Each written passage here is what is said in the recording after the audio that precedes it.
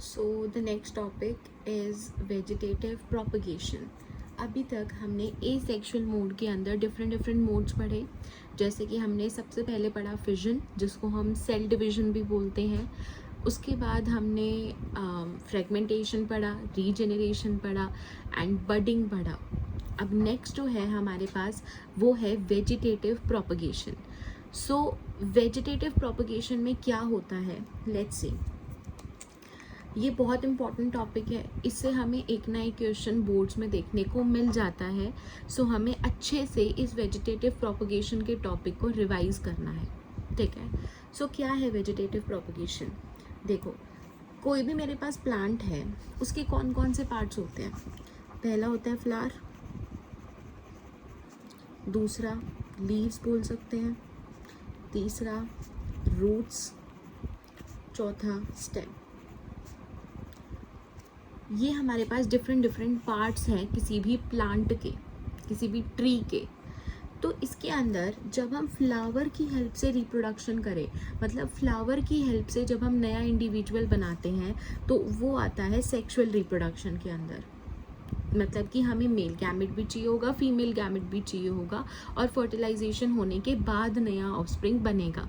तो जब हम फ्लावर की हेल्प से रिप्रोडक्शन करते हैं तो it is under sexual reproduction.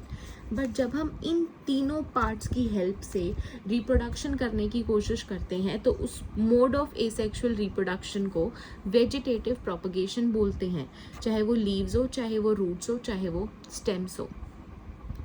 अब इन तीनों चीज़ों को ही बोलते हैं वेजिटेटिव पार्ट्स, क्योंकि इन्हीं की वजह से हम वेजिटेटिव प्रोपगेशन कर पा रहे हैं, तो इसीलिए इन तीनों पार्ट्स को वेजिटेटिव पार्ट्स बोलते हैं। और ये तीनों के तीनों पार्ट्स के थ्रू रिप्रोडक्शन करने के लिए, नए ऑफस्प्रिंग्स बनाने के लिए हमें किसी दूसरे पेरेंट की ज़रूरत नहीं है। सिर्फ एक प्लांट के लीफ दे दो, हो जाएगी रिप्रोडक्शन, स्टेम दे दो, हो जाएगी रिप्रोडक्शन, रूट दे दो, हो जाएगी रिप्रोडक्शन। तो हमें दूसरी पेरेंट की ज़रूरत ही नहीं है। हम सिर्फ एक छोटा सा पार्ट लेंगे इन तीनों में से किसी चीज़ का, और हम रिप्रोडक्शन करके नया ऑफस्प्रिंग बना देंगे। So it is called vegetative propagation. जैसे कि देखो क्या लिखा हुआ है, vegetative propagation is a type of asexual reproduction in which new plants are produced under appropriate conditions from the vegetative parts of the parent plant, जैसे root, stem, leaf, किसी instead of from seeds। Directly seeds की help से उगाने की बजाय हम क्या करते हैं, वेजिटेटिव पार्ट्स की हेल्प से, जैसे कि रूट, स्टेम और लीफ की हेल्प से नया ऑफस्प्रिंग प्रोड्यूस करते हैं अंडर एप्रोप्रिएट कंडीशंस। मतलब कि जैसे अगर हम लीफ की प्रेजेंस में कोई नया ऑफस्प्रिंग बना रहे हैं तो उसके लिए कुछ कंडीशंस होगी, जैसे पानी होना चाहिए, मॉइस्चर होना चाहिए, सनलाइट होनी चाहिए, कुछ न्यूट्रिएंट्स होने चाहिए, उसी की प्रेजेंस में ये सारी चीज़ें ग्रो करेंगी।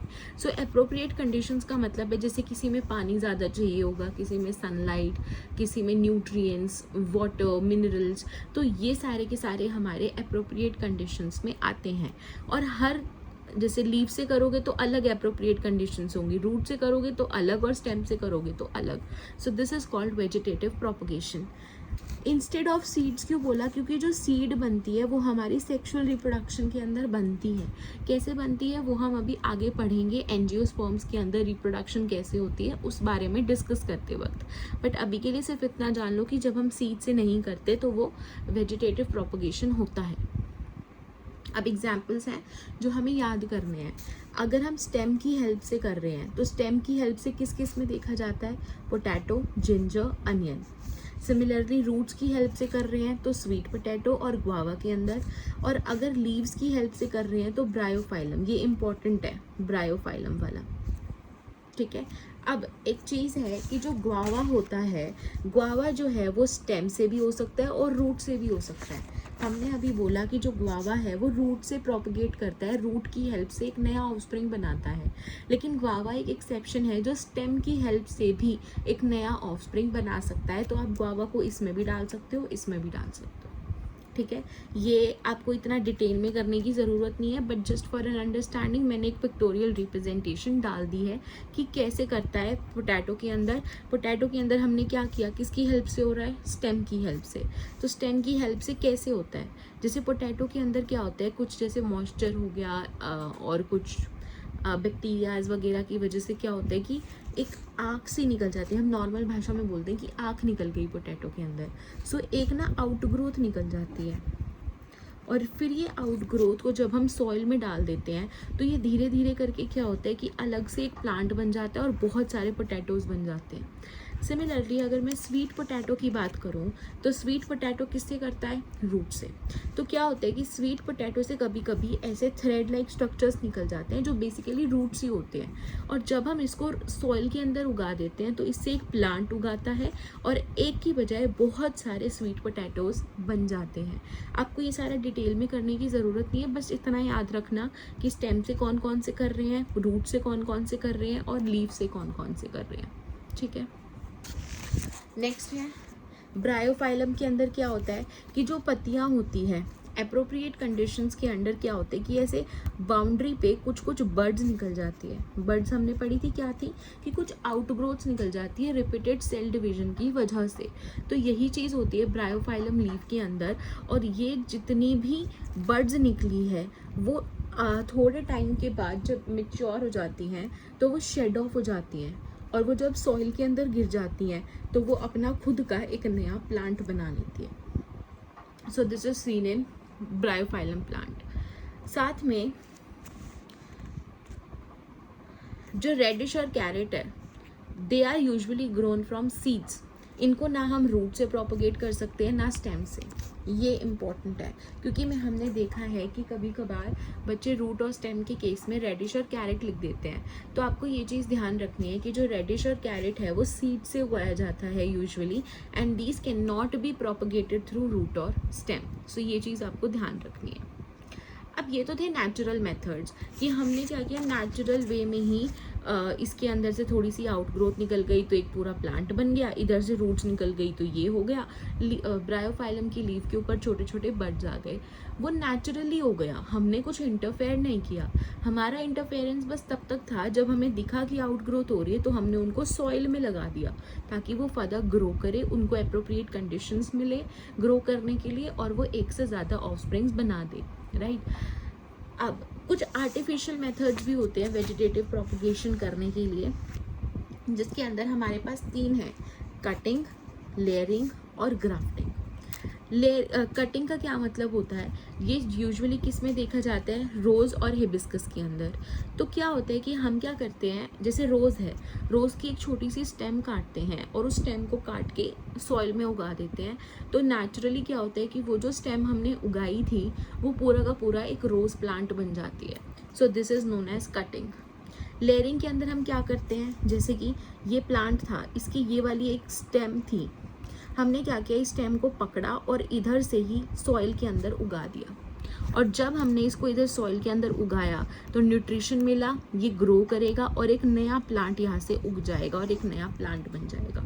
सो दिस इज़ लेयरिंग। अब ग्राफ्टिंग के अंदर क्या करते हैं, और ये किस में देखा जाता है लेयरिंग, जैस्मिन में और ऑरेंज में। और ग्राफ्टिंग का क्या मतलब होता है कि देखो मेरे पास कोई भी 2 प्लांट है, एक ये रहा एक ये रहा, मैंने क्या किया, इस प्लांट को यहाँ से काट दिया और इसको भी यहाँ से काट दिया।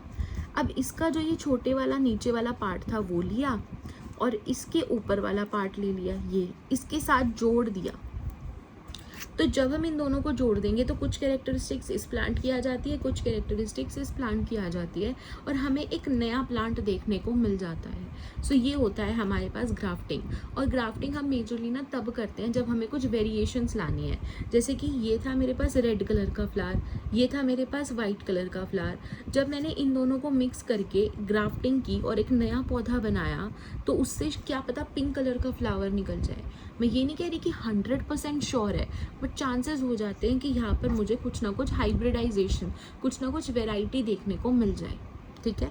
और इसी चीज़ के बारे में हम हेरिडिटी चैप्टर में भी डेप्थ में पढ़ेंगे कि वेरिएशंस कैसे आती हैं, जिसमें हम मोनो हाइब्रिड और डाई हाइब्रिड पढ़ेंगे। बट अभी के लिए सिर्फ इतना ही है हमारे पास ग्राफ्टिंग।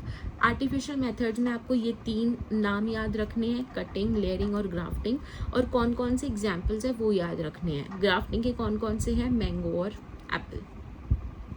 अब जो क्वेश्चन बहुत बार पूछा गया है कि वेजिटेटिव प्रोपगेशन के एडवांटेजेस क्या है, बहुत इंपॉर्टेंट है, यूजुअली 3 नंबर में पूछा जाता है, 3 नंबर में है तो आप कोशिश करो कि मिनिमम 3 और 4 लिख दो तो बेटर है, इतने पॉइंट्स तो आप लिख के आओ।